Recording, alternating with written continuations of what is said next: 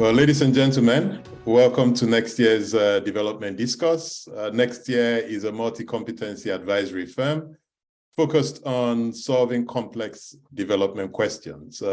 We work mostly with federal and state governments and their development partners.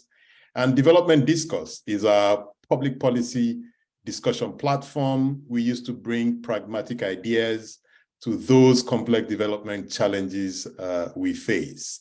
I'm pleased to have Andrew Thorburn as my guest today. Andrew is the chairman of Thorburn Associates, which has focused on private sector development and investment promotion efforts in Europe and sub-Saharan Africa over the last 3 decades. In recent years, Andrew worked with the government of Rwanda to set up their South Special Economic Zone and Industrial Park infrastructure funded through blended finance solutions, mainly from non-government sources. During this same period, he also supported Nigeria's Investment Promotion Commission and several state investment promotion agencies in Nigeria. Andrew, welcome.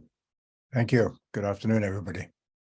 Let's start from the top. Nigeria was rising the charts as an interesting investment destination in Africa, but seems to have lost some grounds to emergent countries like Morocco, Egypt, and obviously the leader of the pack, South Africa. What are the current trends in investment promotion or the current trends in foreign direct investment flows into Africa? Well, I mean, over the last 5 years, globally, foreign direct investment flows have been up and down, mainly down. Obviously, tensions with between America and China, obviously COVID, obviously the general unsettled economic situation has meant that investments have globally fallen by about a third. They're just starting to recover a bit now, but very small so far. As far as Africa is concerned, we have a tiny proportion of the total investment flows. I mean, when we talk about investment, we're talking about greenfield investment, but also mergers and acquisitions, which is obviously a very big, quite often hidden volume of investment that people don't recognize necessarily as being what we understand as investment, but can quite often be actually a bigger than greenfield investment itself. And if you're looking at Nigeria, you probably say, yeah, if I was a big investor looking at a big market like Nigeria, I might go in with a partner or buy a company who's really doing things up there rather than taking the risk of a greenfield. So yeah, but Africa is a very small part of the foreign investment pie, considering the huge size of Africa and the huge potential it offers potential investors. So how does a country position to become attractive for foreign investors? And maybe answer that question on the backdrop of what Morocco and Egypt has done in the last few years to become more attractive for foreign direct investment. Well, I think first of all, you start out with a government that actually sets out its stall professionally and properly. They get a message out there. Their embassies work with the government. They have an investment promotion structure that has one voice, and that makes things happen, and that makes investors happy, and that message gets out, and more people come in. And it's also to do with the strategy. They have understood where they can compete and where they can't compete. They can compete because of their location conditions or because of their factor conditions, whatever it may be, but they've understood the basis of competition and they push that to investors in a targeted manner. It's all very well talking about in generalities about we're open for business, but that really doesn't help very much if you are a particular type of investor looking for example, agricultural land, and how do you get your hands on 1,000 hectares or 30,000 hectares of land in Nigeria? Good luck. So you got to get the message out that you are open for business and that business can come and see you and things will happen. And I think that's perhaps what these countries have done very well. What Ethiopia had done very well. Obviously, it's a bit of a problematic area right now. But I don't think the message has yet got out in Nigeria. And the Nigeria image issue is one that for a timid investor, many investors in particular Europe and North America are quite timid. It's a big question. When you say image, what are you referring to? Is it corruption or is it insecurity or both or what else? It's a combination of all the positives, all the negatives that resonate with an investor, and different investors and different sectors have different risk appetites. So, for example, the extractive sector have quite high risk appetites because they know, particularly if you're going into whether it be the oil and gas sector or the mineral extractive sector, you're going to be in fairly wild and woolly conditions. And so you have to be tough and just get on with it. Whereas if you are in the financial services sector or doing innovative things that require skills and a proper IP protection, then that's different. You are lower risk. So the fact that we have high insecurity or relatively high corruption does not foreclose us from approaching the foreign investor market. No, not per se, but you would have to understand that, the policy environment is also important. For example, I was reading an article a couple of days ago saying, well, Nigeria over the past 10 years has had a number of very interesting policies. For example, the policy of 35% import duty on automotive. Mm-hmm. And so that brought in a whole lot of automotive assembly companies who decided that this was a fantastic opportunity. Well, they got them all in here, and then all of a sudden the import duty goes from 35 to 5. Mm. So what does that do to the whole business model that brought the investors in here in the first place? So a consistent and non-flipping policy environment is also very important. And a lot of talk around enabling environment, ease of doing business and so on. How important is that to investors who are really looking to take advantage of the huge markets that Nigeria potentially portends and, or want to have a big footprint in Africa? How does that really affect their decision? We know it's important to do, important to fix, and Nigeria has made some progress, but is it a deal breaker? I think it depends. It's, for example, one of the issues right now that is probably a bit of a deal breaker is the currency situation. So the two exchange rates is clearly a tricky one for investors, where they are going after the domestic market without any potential export revenue coming back to them, and that clearly can be a problem. But other than that, experienced investors have a look, and they can usually work out whether or not within the existing constraints, if you wish, in the business environment, they can still make money. And that's the name of the game. The problem that they have is when the government is inconsistent. Yeah, so that old saying that, investors can deal with risk, it's uncertainty that, becomes a bit of a challenge. Yeah. We've got a set of new governments coming into power in about a month's time. At the federal level and at the state level.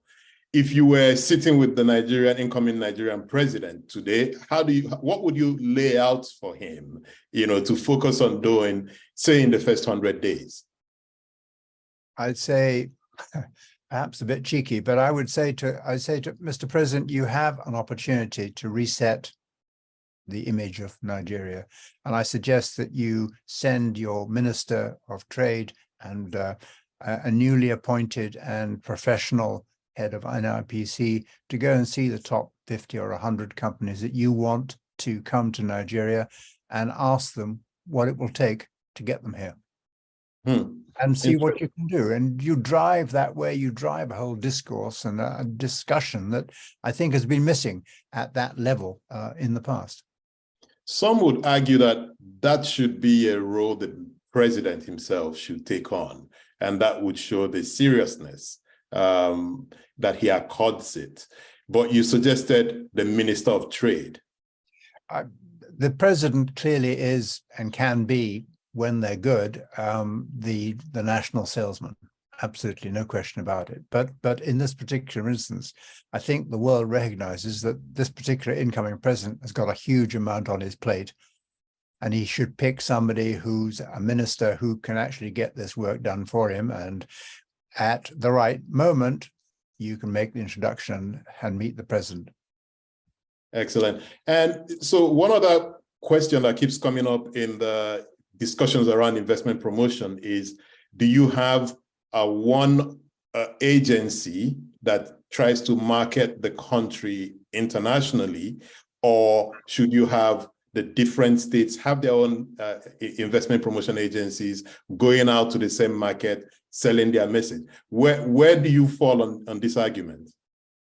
I think if you look at something like the US doesn't really have a national investment promotion agency. So the states get on with it and do their own marketing strategies and their own promotion, and in fact their own tax regimes, which seems to work pretty well for America. Still the leading destination for foreign investment around the world, and the same with China, who also really, the embassies sort of do a bit of general promotion for China, but on the other hand, it's the states and the provinces that go out and sell the business. Nigeria, the product for Nigeria is so diverse and so amazingly huge. It's difficult, I think, for one single agency sitting in Abuja, even with regional offices, to really make much of an impact. So I'm a great promoter of states to at least help the federal government better promote the country. But I think where an NIPC, or whatever the successor of an NIPC might be, would be playing a good role is a signposter. So, for example, a big investment project that they may identify comes to NIPC, and NIPC goes to the state IPAs and said, right, you've got 4 days. This is what the investor's looking for. We'll bring the investor to the top 3 states. And that gives you the opportunity to make these states shape up, because some state IPAs are good, some states don't even have IPAs yet. So that infrastructure to promote investment opportunities in Nigeria is still very embryonic in many ways. So let's flip it now. You're done talking to the president, and you're now, talking to a governor of a state. And let's assume this governor really wants to do the right things, right? And wants to set up a functional, effective state investment promotion agency. What are the building blocks of a successful IPA? What departments should it have and why? How does it all fit together? What type of human beings, should be recruited to work in this? Just help us, a master class, in a few minutes, of how to set up an IPA and what it should do. Okay. Well, first of all, an IPA, you need to decide where that structure is going to be placed and who it's going to report to. And is it, in fact, just an investment promotion agency you want, or is it a development agency you want? I.e., is it enough to bring investment in? What about supporting existing investors? Do you need to have a mechanism to help them access finance, to help them access skills, infrastructure, land? Do you need an integrated agency like they used to have in the UK, the Scottish Development Agency, the Welsh Development Agency, the Irish Development Agency? Or do you just want to focus on investment promotion and facilitation? Assuming you only want to focus on investment facilitation. Which you suggest, from what you know of Nigeria and the states, and where we are in terms of human capital, in terms of the quantum of problems we need to deal with, which do you suggest? Well, my first foray into investment promotion in Nigeria was in InvestJigawa. We helped set up InvestJigawa in 2013 under the GEMS 3 DFID funded program. And that was in pure play investment promotion. And we set up a marketing department, an investor servicing and facilitation department, and an advocacy team. And the advocacy team was there to try and help smooth the business environment issues and help investors with particular issues they might have. And that seemed to work quite well. We had After 2 or 3 years, we had a pipeline around about $50 million. Unfortunately, much of it was in the solar energy space, which, of course, at that time was impossible to invest in. So that didn't work out very well. But certainly that showed that there's plenty of appetite to invest in what was a relatively small and unknown state, Jigawa, at that time. So the agency reported to the governor. Okay. I think the first thing is, if the governor is serious about bringing in new investment to the state, then he needs to take control. I mean, he's going to be the chief salesman anyway, that he needs to have an agency that he can work closely with and that he trusts. And that agency needs to, first of all, understand the product. Does it have all the information about the product, which is the state? Does it know the cost of things? Does it know who are the leading what are the leading sectors? Does it know who are the existing investors? Are they happy? What is the pitch? Where do you compare in your state compared to other states? Where are you going to compete, and where are the investors you're going to be targeting located? Are they located already in Nigeria, or are they located outside Nigeria? If they're outside Nigeria, how are you going to make contact with them? So you've got to have a clear strategy, and the strategy should, I think, be aligned to the overall state needs. I mean, what does the state need? What can you offer, and what do you want? So a clear strategy is an important one, and it's got to be quite granular, because investing is a detailed process. It's all very well to go to events and wave your flag and say invest in Nigeria, or invest in Jigawa or Kano or Ogun or Lagos, but really it's down to the nitty-gritty. Investors want to know the detail, and you've got to have the detail. So you've got to have the information. You've got to have a team that can sell that information and translate the information you have into relevant information that an investor can use. And then you've got to have the infrastructure. If an investor wants to do agriculture in the north, then where's the land? And how long is that going to take him to get hold of the land? What's the process? We had the land acquisition and resettlement framework, which took us a year to build in Jigawa, which meant that it was quite clear how you could access land. The investor could read that document, the state could read the document, everybody was on the same page, so to speak. And so if you have that, and it's clearly, a roadmap is clear, then everybody understands. The infrastructure, same with all of those things. So really, when you're talking to investor, they have to see that you understand what they need and you can make it happen for them. For that, you need a team, a mixed team, people who understand finance, people who understand construction, people who understand business in general, and people who have a good understanding of the sector dynamics. It's interesting. I was reading a piece in The Economist of this week, and it's on how Detroit is seeing a bit of a renaissance, since the economy tanked. And it said the city of Detroit has become, for the investors, not just a real estate agent, but a HR manager. So basically the city says to the investors, we're going to help you from the beginning, from finding a place to locate to finding the people, et cetera, et cetera. Is that the difference between an IPA and a development agency, or am I reading it wrong?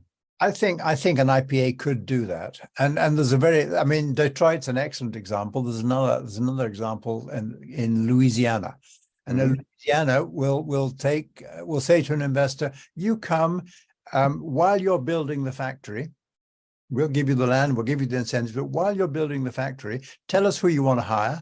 We will find these people for you, and we will train them so that when the factory is ready, they are ready as well. That's a fantastic pitch. And we did something similar in the early days of the Czech Republic with Czech Invest.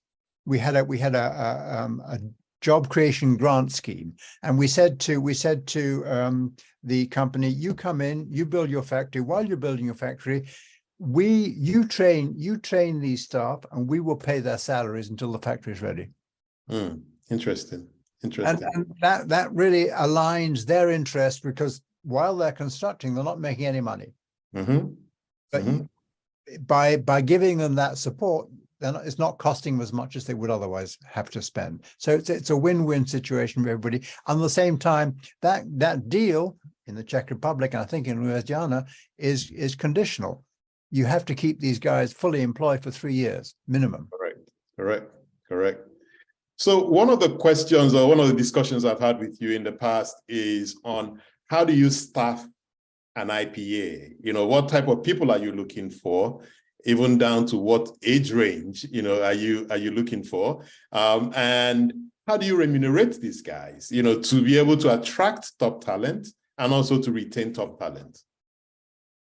So the first place I worked in investment was in Scotland, and in Scotland we had the Scottish Development Agency in those days, and we were paid private sector rates, absolutely average private sector rate, not high, but relatively well, and we had a small bonus program to enable people who are high flyers to get additional payment. Not a huge amount of payment, but it was very much a private sector culture in the agency. And I think that's important for an IPA. You are a friend of the investor inside government, but you are the bridge, because I think we all understand that on the whole, government doesn't know how to talk to business, and business doesn't know how to talk to government. And so that IPA is a critical communication bridge between these two types of people who don't really understand each other and where they're coming from. And so it's important that you have people who have a good understanding of the private sector. But you don't need lots and lots of people like that. What you need are young, well-educated, articulate people who can work 24/7, because that's the name of the game. It's a really exciting game. But if you're having to talk to an investor in Japan or something like that, well, you've got to work on their time zone, not on your time zone. You can't say, "Oh, excuse me, it's a bit late." You've got to work with them. So the whole opportunity is take some young graduates with a couple of years experience and give them some proper training from your graybeards like you, Patrick, who know and understand business, and then they will perform. And I think that is a better way of doing it. And it's not to say don't take any civil servants. There are plenty of civil servants who can make the jump. Absolutely no problem at all. But they've got to be young, and they've got to be energetic, and they've got to be fearless, because selling is not easy.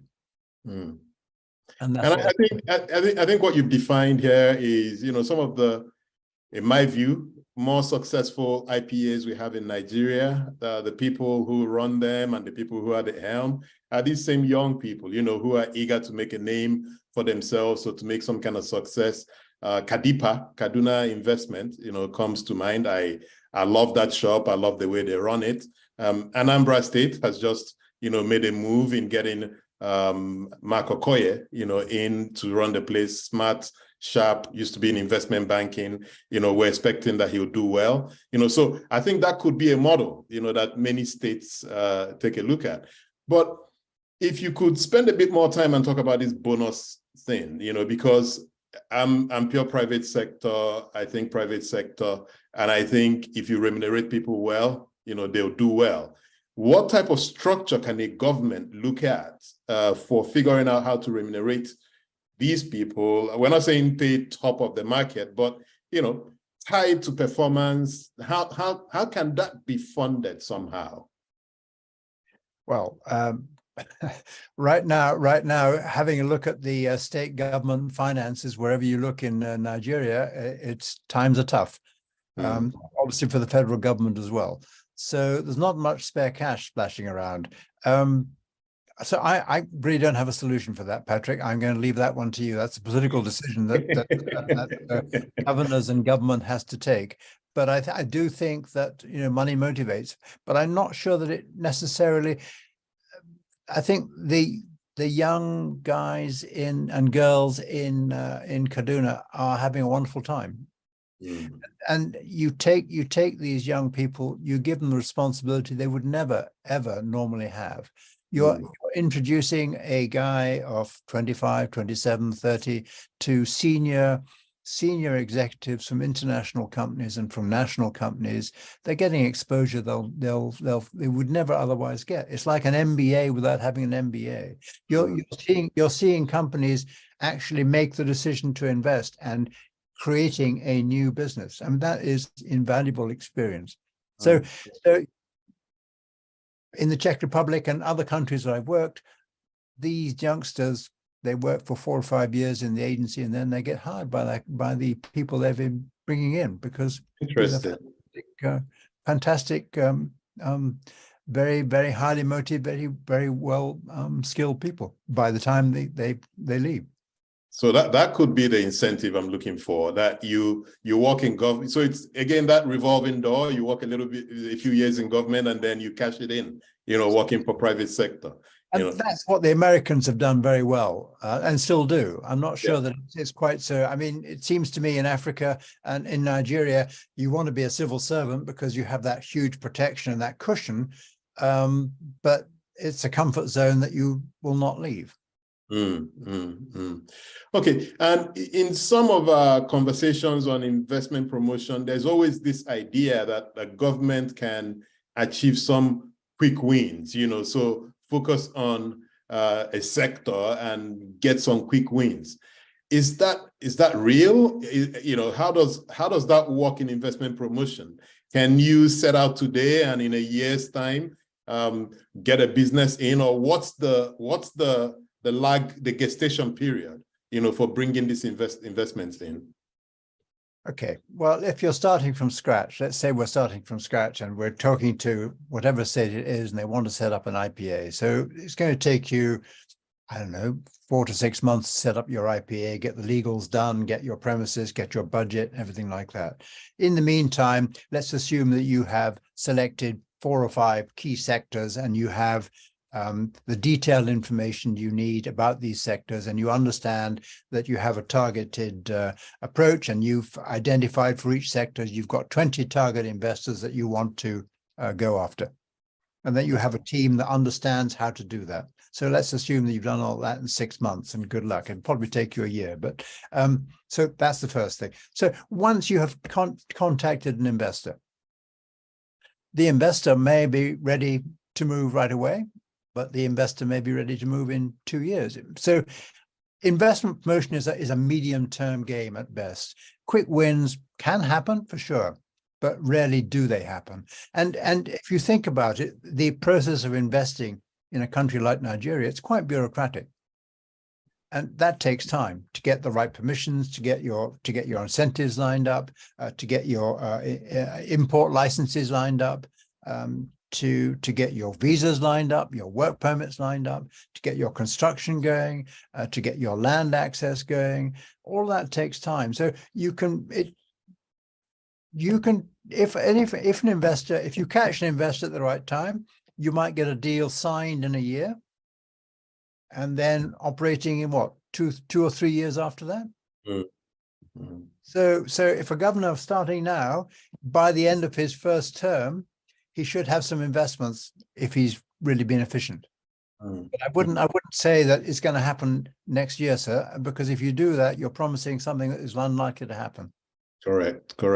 So at best, it's a medium-term play, but it's an important play. You must start now, so that, by the end of your first year, second year, those gains have started coming in, and you've built a foundation that your successor can build on.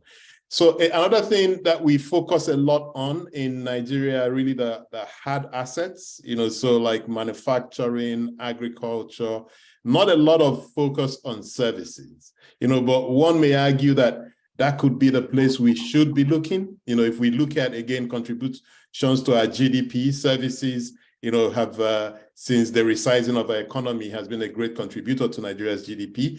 But even more importantly, we've got millions of unemployed people, so maybe that's an area we should be looking at. In your work, how have you seen this evolve over time, and where should any serious government be looking? Well, I don't think any serious government should ignore manufacturing. But you're quite right, it's going to take some time, and you've got to get the infrastructure right. And right now you could argue that competitive manufacturing in Nigeria is not so easy for the various reasons I think we all understand. But I think services, you're absolutely right. I think the service sector here in Nigeria is relatively undeveloped. You think about call centers and BPO, right down the west coast of Africa, whether it be Morocco or Senegal, South Africa, there are call centers and booming BPO operations operating, and yet in Nigeria it's relatively undeveloped as a sector. And look at the IT and IT sector. Look at software development. We have a little hub in Lagos, but compared to the global demand for this sort of talent, we're just sort of playing around at it. So it could be a huge employment, and we have plenty of well-educated young graduates who are not really very well fulfilled at the moment. So it seems to me it's an opportunity to really run with BPO and call centers, not just for graduates but for students, because that's the way it works elsewhere in the world. So I could see why can't we have 1 million jobs in the BPO sector in 5 years' time? Maybe power is a challenge. But IT infrastructure. Your IT infrastructure, yes, but it is we know from our recent conversations with Outsource Global that they can handle that and they can manage that, and they are making money. So I think that's a good example of an opportunity that needs to be built on. Interesting. I wonder if you can, maybe use the automotive industry to paint a picture for us on how a government can think about, selecting or prioritizing the sectors to focus on. So here I'm referring to, some of the work you did with NIPC and trying to figure out how to prioritize different sectors in Nigeria, and automotive kind of popped up, but was not an immediate opportunity. So I'm looking at just unpacking how to look at sectors and some of the supporting industries that must be in place for that sector to be a priority sector. Well, of course, one of the key benefits of successful investment promotion is not just the direct investment, but the indirect investment that comes after that. When we worked in the Czech Republic, I remember when we brought in Toyota, it took us 2-3 years to bring in a Toyota engine plant into just outside Prague, and they brought with them 30 other companies.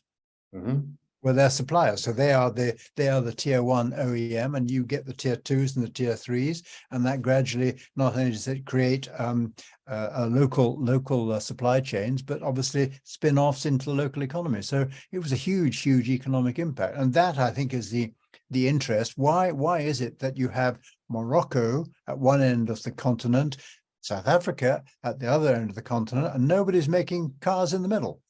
Yeah. Why is that? Why won't Toyota come to Nigeria?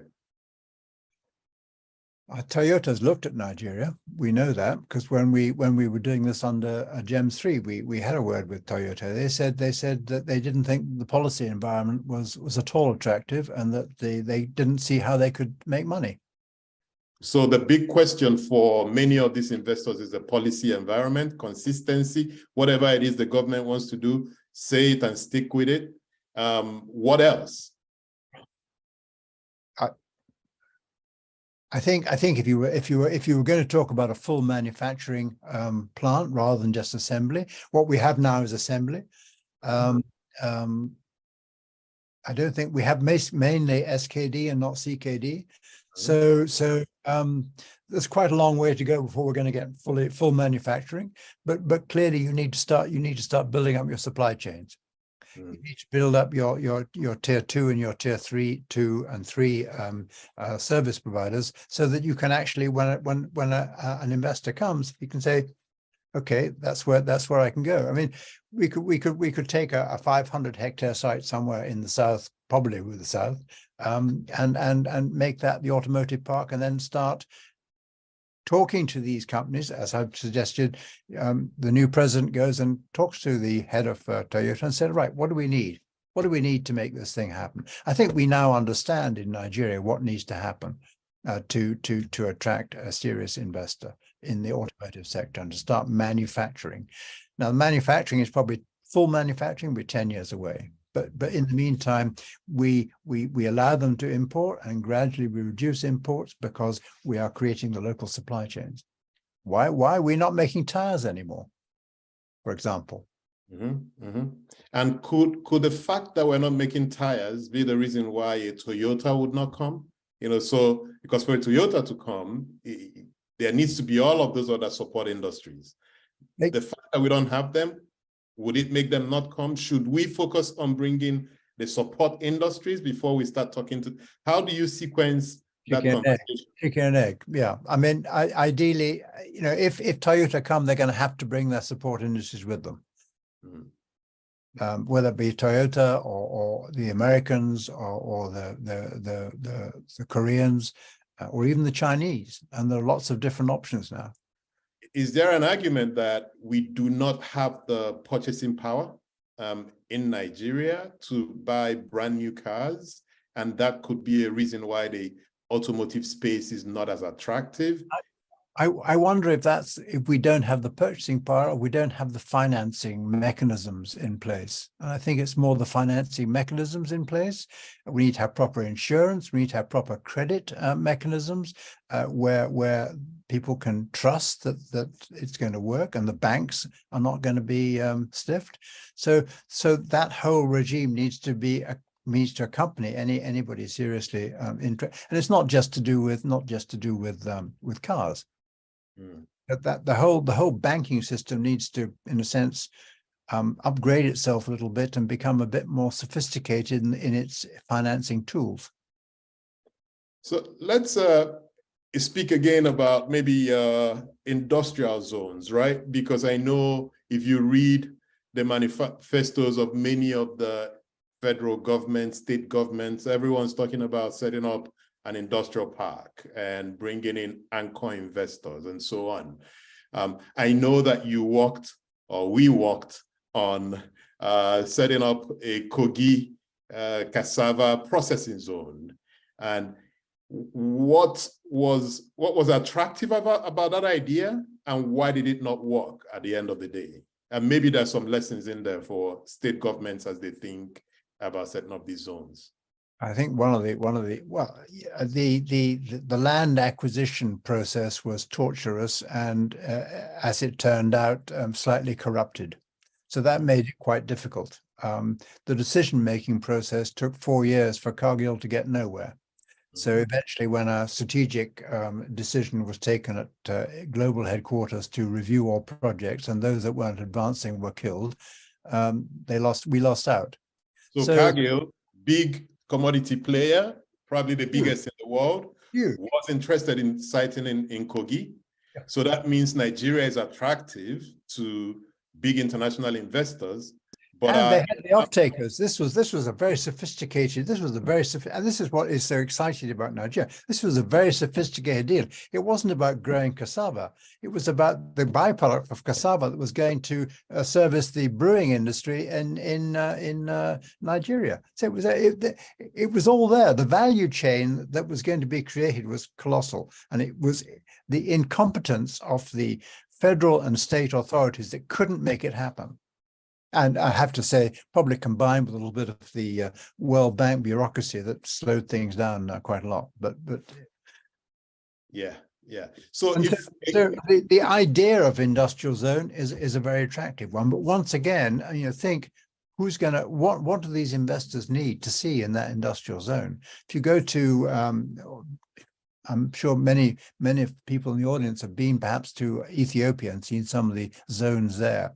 they're quite expensive, and they are very well appointed.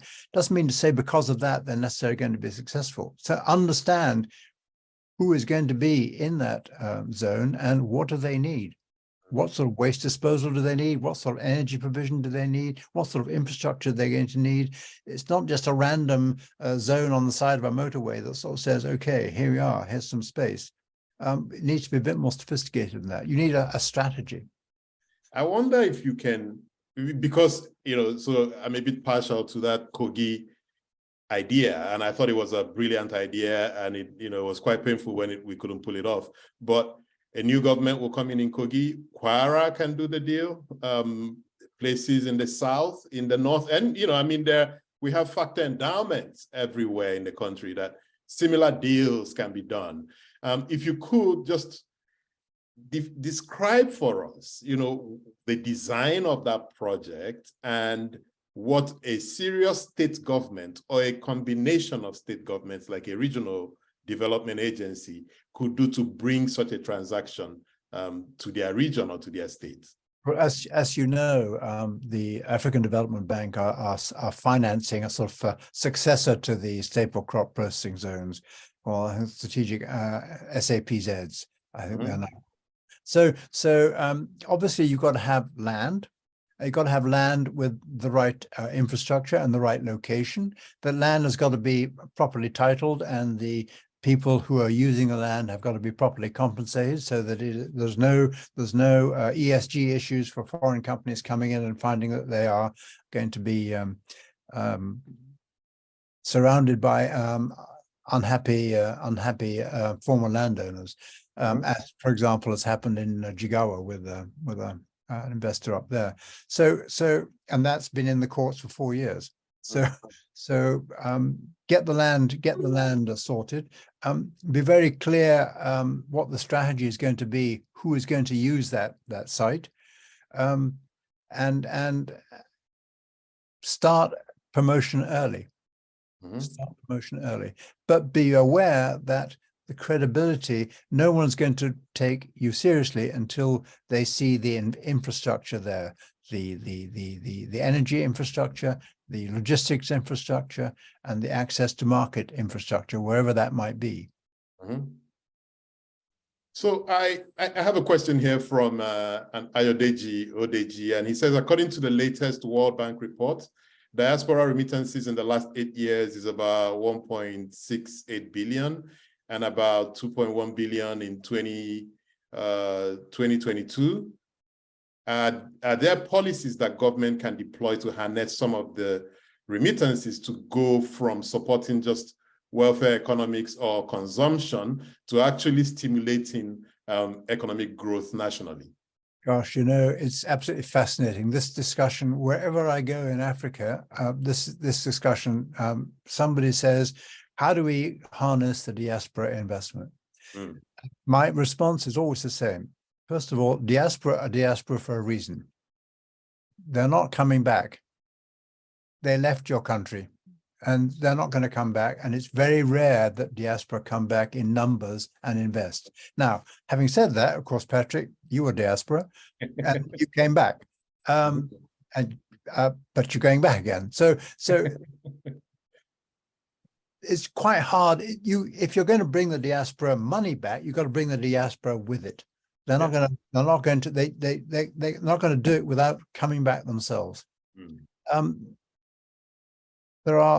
have an agency for diaspora in Nigeria. They have diaspora agencies all over Africa. I have yet to see a diaspora strategy with bring substantial and significant greenfield investment to a country anywhere in Africa.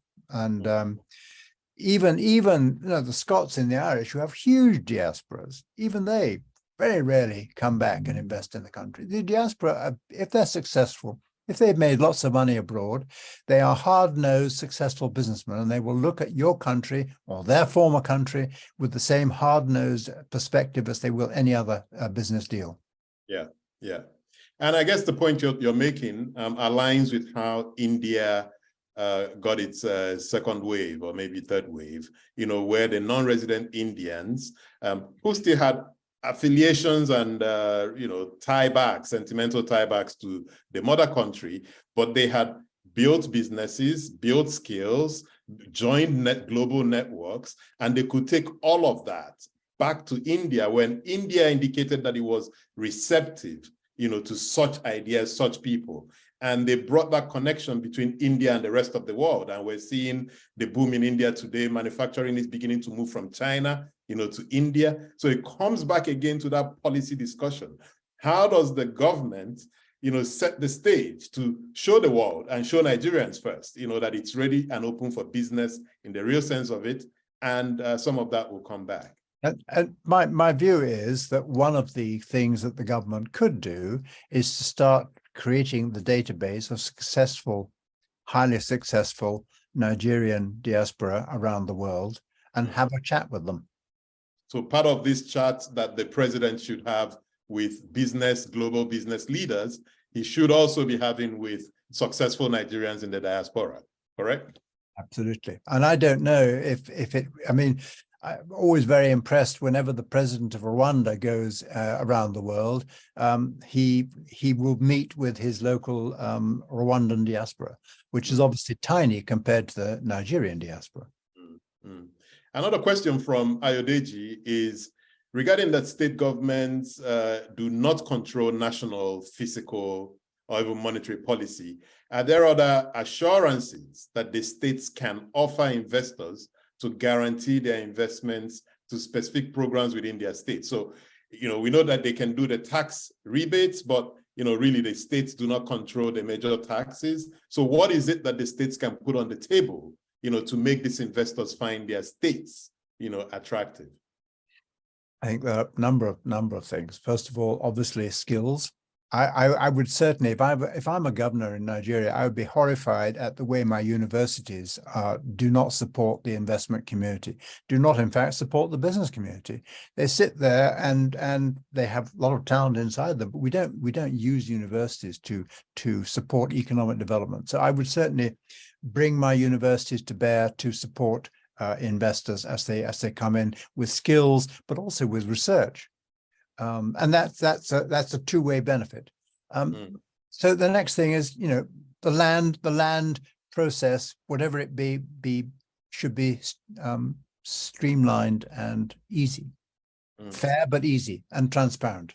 And of course, suppliers, the supply chain and the local skills in the supply chain. Make sure that you have a supplier database. It's part of our NICPS that we worked on, Patrick. So you need a supplier database. You need to understand your market. So you can say to the investor, in our state, we have these suppliers. They will feed into your process. But in the next door state, we have suppliers there as well.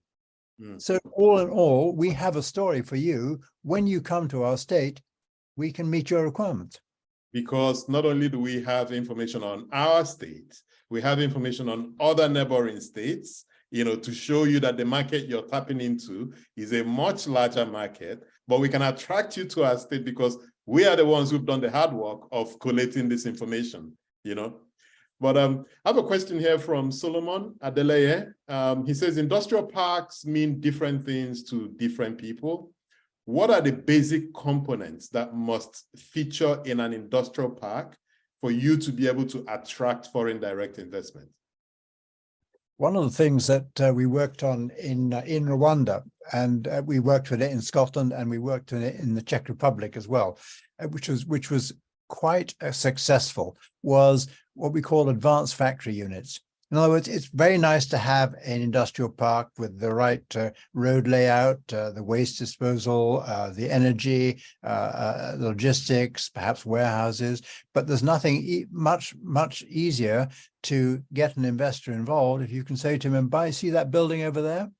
You can have that for a small amount for the next year or two until you build your own factory. So the purpose of industrial park is to remove any constraint to get your business up and running as quickly as possible. If it's all there and it's all working, he can see or she can see that business there. So it's a question of removing the constraints that he can see in your state. And Mm. if you're a well-functioning industrial zone is a very terrific sales tool. You know, I'm not sure if I've ever shared this story with you, but many years ago, I guess 20 years ago, I was an MBA student, and my university had a relationship with the Northwest Development Agency of the UK. You know, and we did a project for them, and it was how to attract biotech investments to the Northwest region of the UK. And what the region did was they built these biotech labs, right? You know, so when you're talking to a scientist, you know, to say, come and move your business to our region, the scientist is not thinking, how am I going to set up a biotech lab? The biotech lab is there. He comes in, and because investment in biotech follows the scientist, wherever that scientist is located, that's where the investment goes. You know, so the Northwest decided to build these biotech labs around universities and went out and attracted the scientists to come in, and then, you know, the money followed them. You know, so it's interesting, and it fits to what you've just shared. And I think that the story, the point you made, we've just already made it, is the importance of universities, particularly for sophisticated investors of the type we'd like to see coming to Nigeria. University infrastructure, the university network, the universities are rather being ignored, I think, by the federal government. And, you know, I understand that universities should be able to earn a bit of more money, but they can't the way they're structured. So I would give my university in my state a good kicking and tell them that we want to change the way you do business, and I want you to become a business. Interesting. And that comes with, you know, maybe doing a real change of the leadership and bringing in. Why don't you have an industrial zone next to your business university? So that you can then have that. Again, Rwanda, they brought in Carnegie Mellon as their anchor investor in their innovation city. Wow. Which is a 60-hectare site where they're trying to attract the Microsofts and the Ericssons and people like that who are going to benefit from the Carnegie Mellon output of highly talented, qualified graduates. Interesting. Another question from Chigo Egero, you know, he's with the AFDB, and he says, which infrastructure should come first for these industrial zones, right? And what is the minimum level of infrastructure, whatever that is, that should be in place, you know, for the zone to be attractive to investors? Is it the roads? Is it power? You know, must you have it as a particular capacity at a particular kilometer? What is it that we must put in place to make it attractive to investors? Well, I won't name the zone, but there's a zone we've been working with off and on in Nigeria, and the developer has been working hard to get the infrastructure going. He's starting to build the roads. He's starting to put the energy infrastructure in place. But the one thing that he hasn't managed to do is to get the access road. So he's got this wonderful island of potential investment capacity, but nobody can get to it. So the road is very important, but I think the road and the energy are the critical issues. But my sincere suggestion is that to be really competitive, build a couple of empty factory shells and show that to investors and allow those investors to come in. You need to get activity going because activity breeds activity. Is there a way to get private sector involved in this idea that you've just shared? You know, so building these shells, building the warehouses, you know, building some of this infrastructure. Is there a way that you've seen where governments have incentivized private sector to deploy this as the starting point to then bring in additional investment? Yeah, there is. I mean, obviously, if the government can't afford to do this themselves, then I can understand why that might not be feasible. Rather than putting the money up yourself, you could offer rent guarantees. So, for example, you say to a developer, okay, I want you to build 10,000 or 20,000 square meters of factory space in 3,000 or 5,000 or 10,000 units. And You build, you finance, we'll work together with you to find the investor, but on the basis that we don't find the investor in time, after year 3, we will guarantee you a certain rental payment until that investor moves in. Interesting. So it's also a similar... And to be fair, the World Bank sometimes offers that as a support to the state. So that could be something that... I think I've seen that structure with infrastructure like rail, where the government guarantees a minimum fare. Yeah. So whether you get the passengers or not, the government will pay that amount, but you have to deploy the infrastructure, the rolling stock, etc. Okay, so that's a good idea. I have another question from Solomon Adeleye, and he says, do you have a holistic business model that includes the relevant linkages to stimulate and achieve transfer of technology and FDI, to a country? And I think maybe this is out of the back of the Rwandan example of attracting Carnegie Mellon to work with the university. How does that work? What made that deal attractive, for Carnegie Mellon? I'm not sure if you can share on that. Well, I think the government built the campus for it. So all they had to do was come in and bring their professors. The great thing is it was very flexible, so they could fly their professors in and out. They didn't have to come and live in Rwanda forever. But gradually they were training local academics to take over and to be at the same level and quality as the Carnegie Mellon people. So that worked really very well. But also Carnegie Mellon, because they were part of a park, could see that they would be able to do R&D and support direct training for all the people coming into the park. Interesting. Well, I guess it all starts with, get up and go talk to these business leaders wherever they are, and do that within your first 100 days, set the tone for your administration, and take it from there. Absolutely. Good luck, Mr. President, because you have a lot on your plate, but that's one thing I think you should definitely focus on. Yeah. And, so there's always this discussion around town and gown, and how you link town to gown. We understand the concept of it. We haven't been successful in establishing that relationship between industry and academia, right? What in your view and in your understanding of Nigeria could be the reason why we haven't been able to do that? And are there some thoughts on how we can establish that closer relationship, between our academia and industry? I think that my experience is mainly in the North. In the North, we have some very large, successful companies, but built really by the strength of the individuals who created the companies, and they really never thought that there would be a role for a university to play in helping them address a particular issue. So we have to change the attitude of companies towards accepting technical assistance and consulting services from outside their companies, which is something that quite often the consulting industry in Nigeria has certain qualities, some of them excellent and some of them not so good. And finding the right consultant can often be a bit of a tricky one for companies. So that's the first thing. The second thing is the universities need to change their attitude to what is their role in life. Their role in life is not to enroll graduates and create unemployed graduates. Their role is to be part of the economic fabric of the country.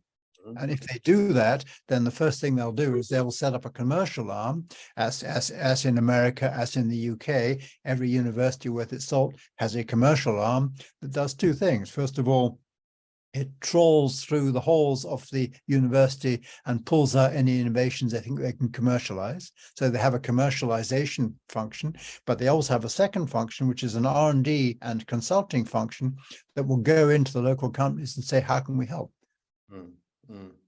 And I mean, the eminent Professor Richard Joseph just dropped a comment in the comment box, kind of validating the point you've made about the challenges with universities in Nigeria and points us to a recent article by Professor Badere in Current History. So it's a problem. It's a problem we need to solve.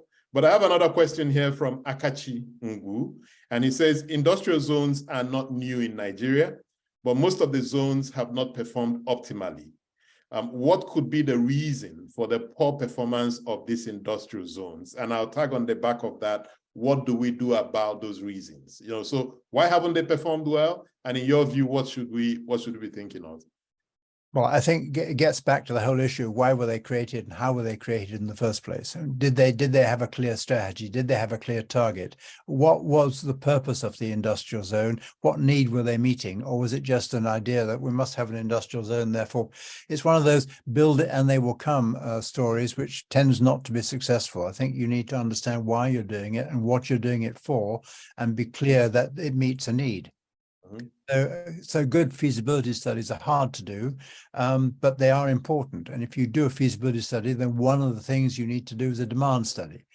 Who are these people going to be that are going to occupy your zone? Why were they occupied? How do you compete for investors compared to other zones? And I think generally states in particular have tended to build the zones and then worry about filling them later. And I think that's the wrong way around. Yeah. And I mean, what you just shared could be the answer to this question again from Chigo from AFDB, but I'm still going to pose it because I know you had done some work in this space. And he says medical tourism is a big issue in Nigeria. We export doctors and we export patients, right? Have we thought of providing medical zones that solve this problem? We can build hospitals, sites, teaching hospitals, to train the doctors, put in the virology labs, attract big pharma, etc. Can we do a special medical zone the way we plan for industrial zones?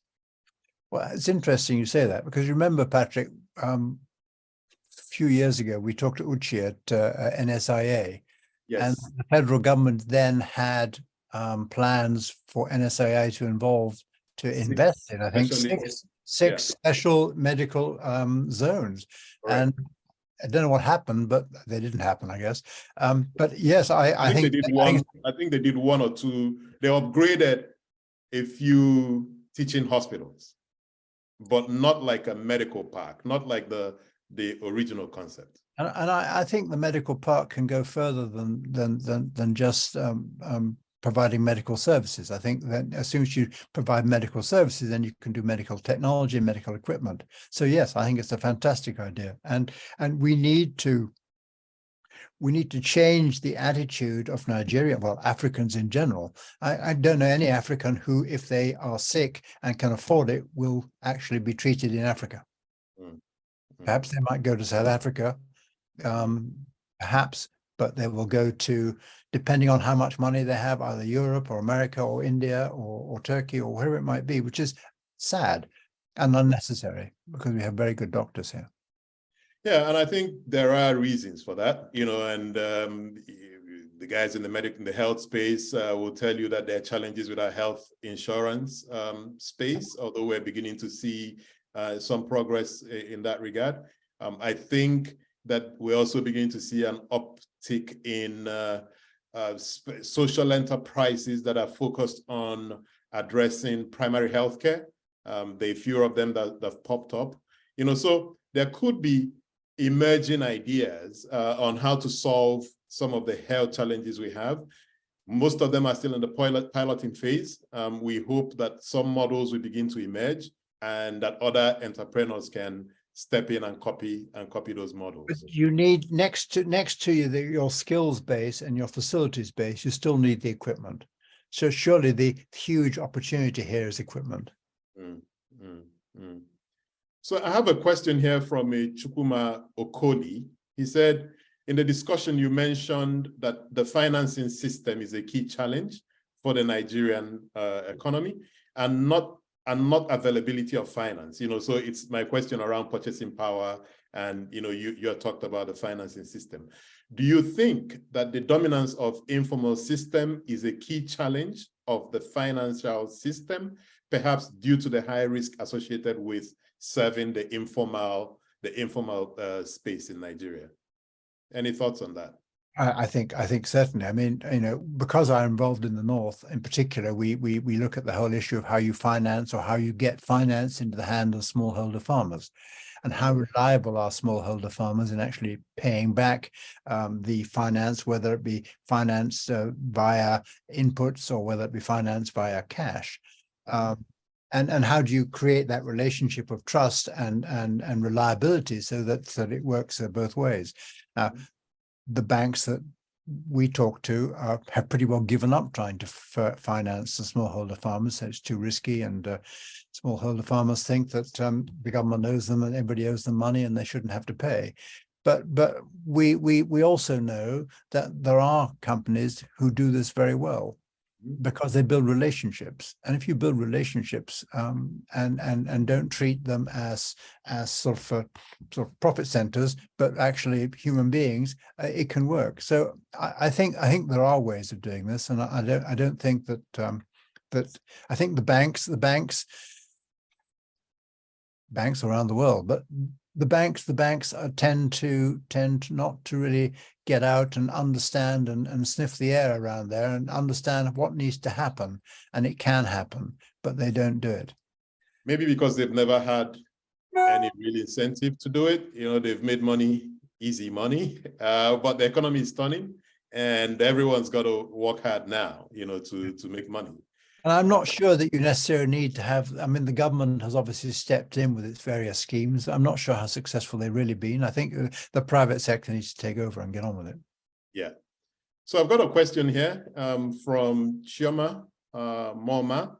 And she's saying, I'm wondering how foreign direct investment can help reduce the gender gap in developing nations like Nigeria. So I guess maybe some ideas around, will the foreign direct investors be compelled to do X, Y, Z, or I don't know. Any thoughts on that? I don't think that you are likely to be very successful if you start doing quotas for foreign investors. But I think that foreign investors are driven by their own ESG governance issues, and it makes sense. It makes sense to hire women much more than is currently the case. So I think it's more promoting the women and making sure that the women are given the right opportunities in terms of education and skills development to ensure that they are available to work, rather than imposing quotas on people. I don't think that works. I mean, as a donor project, we have quotas imposed on how many women we should work with, and it's fine. That's the way it works, and so we get on with it.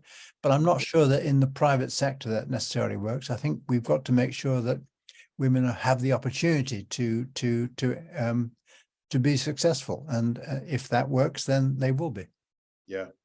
So a few weeks ago, I was in a discussion with some of the political affairs officers of some European embassies in Nigeria, and this same issue came up around how do you ensure that women, get elected, into office. And I said, well, that's tough, right? Because there are so many factors that drive elections in Nigeria. But the thing that you can do is have a quota for appointments, right? So we can get the government to say we'll meet the 35% female representation in all political appointments. And from there, you pop up women into top leadership, and then they can go on to win elections, right? I think it's the same thing that could apply here, where women are given a higher, more visible positions in the space, and then ultimately that gender gap will begin to close. But I'm not sure if, again, I agree with you, I'm not sure if imposing that quota, and I'm not saying that's what she said in her question, but I'm not sure that imposing that quota could be the way to go. So So I mean, it could be that, for example, for companies that have a certain size or listing on the public stock exchange, you could start requiring perhaps a gender balance on boards and things like that Boards, as a way of starting the process. But I think this is more the publicity around it rather than the obligation to do so. And I think that's what we need to. So the government has a role to play in promoting this as a positive and necessary approach. So another question from Solomon Adeleye. Solomon, you're very. Thank you very much. He's very interested in this subject, and the question is, in view of where we are, in the country, and you really understand where we are in the country, the evolving business climate, the political challenges, etc. What will you say are some quick attractions for foreign direct investors? So I guess what he's saying is, where could the new government focus on in their discussions with potential investors? We know that there are things that are broken in the country. We know there's infrastructure we need to get in place. We know there's the business climate. But what are some of, and you can see I'm trying very hard not to use the quick wins, yeah? But where are some of the quick wins? Where are some of the things that government can go out, put in front of investors today, and they'll find it attractive? Well, I think you need to sort the currency thing out. That's number one. I would say that's pretty high up the list of important things that the government needs to talk about. Currency availability or the exchange rate? The exchange rate. Okay. And clearly, currency availability then follows obviously quite quickly. Other than that, I think the fact that the government is actually reaching out rather than waiting to hear from somebody is already a terrific first step. But when you reach out, you have to reach out in a targeted manner. I mean, you've got to reach out with a story, not just the general blah blah. So that's why I'm saying, only pick the first 100 companies, because it's going to take a while to get the story right. What, in your view, and maybe experiences from the Czech Republic, experiences from Rwanda, I don't know, I'm assuming that the commercial banks in those countries also help to fund infrastructure in some of the industrial parks. If that is correct, what was in it for the banks, and how can we get our banks, to see that opportunity? Because our banks today are not necessarily, looking at that space. Well, obviously there are banks who are prepared to look at this, and some of the international banks in particular. IFC will look at it, World Bank will look at it, InfraCredit will look at it. So there are mechanisms out there.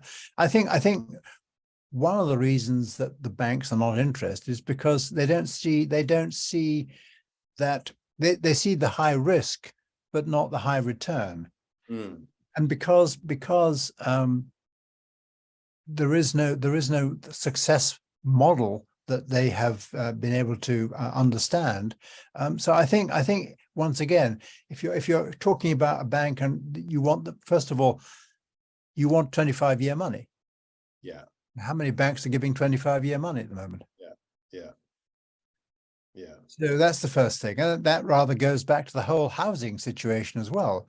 I mean, if, in the UK now, you can get sort of 30-40-year money for your mortgage, because so you 7-year money or 10-year money is tricky if you're building long-term infrastructure. So I think you need to look at that from the bank's point of view and from the user's point of view. You can't pay it back that quickly. You have to assume that you need for a 25-30-year project, you need a 3 to 4 year grace period where you're not paying anything back. So how does the bank work on that one? So the financing model needs to be looked at, and then the bank needs to be assured that as they fund this thing, that it actually is quite clear that there's a good strategy in place, that there's initial indications of interest from key investors, like they would in any other due diligence exercise. Let me shift gears a little bit and move away from investment promotion and talk a little bit about another area that you've done a bit of work in Nigeria, which is financing or getting monies to small and medium scale enterprises. I know that, you know, one of your programs try to work with smaller companies in the Kano area to do like the Kano turnaround project. What are your key takeaways from that project in terms of a government that's looking to support SMEs? What are some of the things that it must look at to build a project that actually delivers results? You know, not necessarily project that gets monies to the SMEs, because you can do that, but projects that actually get the SMEs to then turn around and deliver the outcomes that we're looking for. Yeah, it's a very good question, and it's been deeply frustrating. We couldn't get the Kano turnaround program up and running. So what we have learned is that one of the problems that the banks have, and one of the problems that the companies have, is they are not really investor ready. They're not. They don't have. For all sorts of reasons, they don't have a proper business plan. They don't really understand how to talk to a bank. Their strategies are poorly documented. They don't demonstrate they understand their market. They don't demonstrate they understand how to make money or how to make serious money.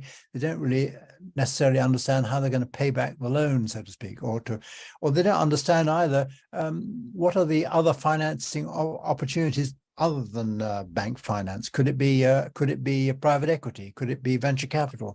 Are there leasing opportunities around? So there's a general lack of sophistication among the SMEs that needs to be addressed, and that's partly PR and communications, but it's also what we found is where things work is a small amount of well-targeted technical advice can change the nature. And so if I were the government, either the Kano state government or the SMIDAN, or whatever SMIDAN becomes under the new administration, I would certainly be, first of all, identifying and qualifying consultants who actually can deliver a good service. And secondly, I would be offering some sort of initial cost-sharing grant scheme, very highly targeted to companies to help them improve the way they do business, improve their competitiveness, but improve their ability to address the key issue for almost every company in Nigeria, is how you access finance at a commercial rate that is not going to ruin you. What we've done in the Links program is we've tried to demonstrate to a small number of companies that if you get a good consultant in and you pay that consultant properly and you listen to that consultant and you manage that consultant, we've helped them to do that, then you come out at the end of it with a story that you can then take to the bank. So if a government was looking to set up a program, like, and here I'm talking about state government, is looking to set up a program to work with SMEs or MSMEs in the states, what are the core elements that must be in that program to address the real problems we have in Nigeria? You know, so there could be a technical assistance component, you know, where the government pays for some consultants to come in and work with the enterprises. On a cost-sharing basis, always make the company pay a little bit. You know, free stuff is never valued. Make sure that the company has to put their hands in their pockets as well, because free stuff is just not going to, it's just ignored. So there are two things. So first of all, you got your technical assistance, but quite often the technical assistant says, but you need to upgrade your factory, or you need to upgrade your equipment, or you need to do something that change, and that's going to cost money. So how can I, for example, we're working with one company that needs to buy a new piece of equipment, but that's going to reduce their cost per unit by 50%.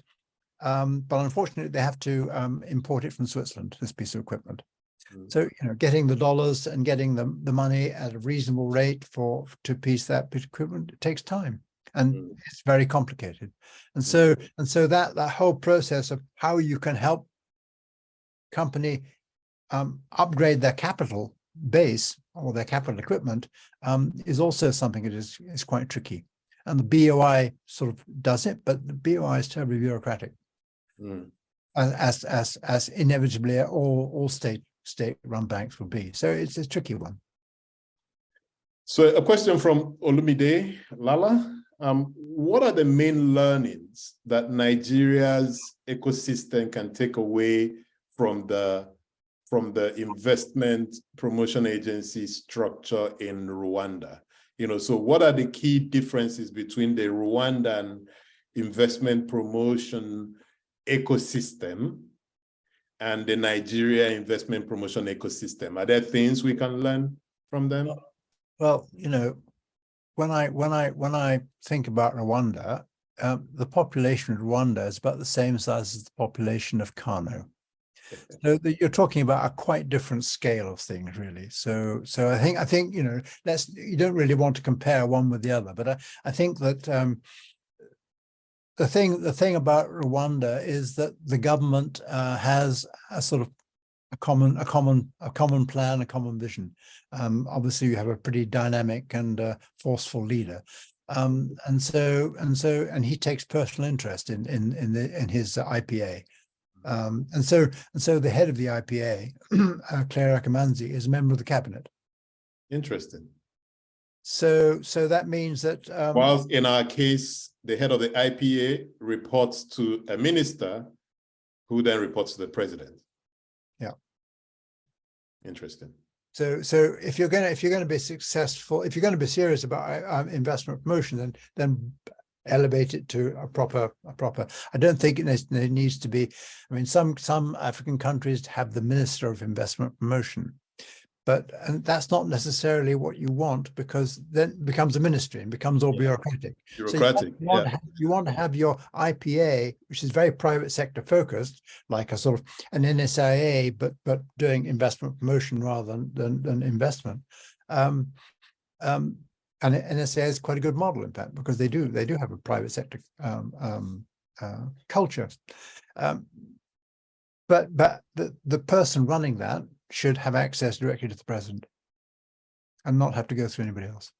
So you've mentioned NSIA like 2-3 times, and I guess you're thinking the person who runs the the Nigeria Investment Promotion Commission should be of the same type of profile as the person running NSIA. Yeah. And probably the same argument should be made at the state levels as well.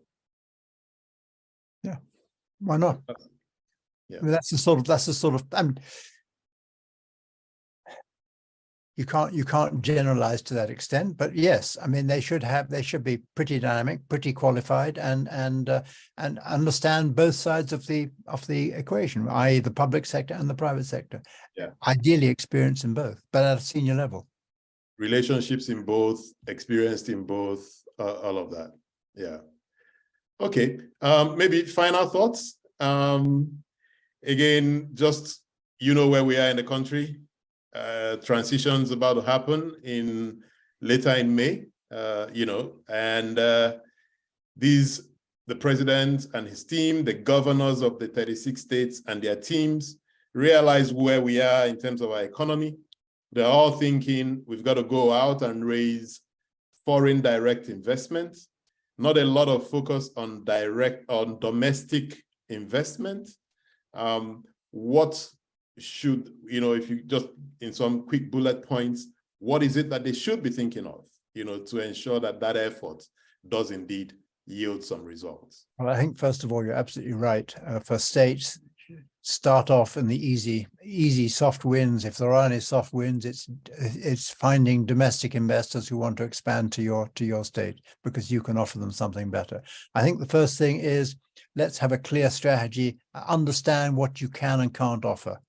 We'd all like to have the next Toyota, but you can't all have the next Toyota. So what can you do?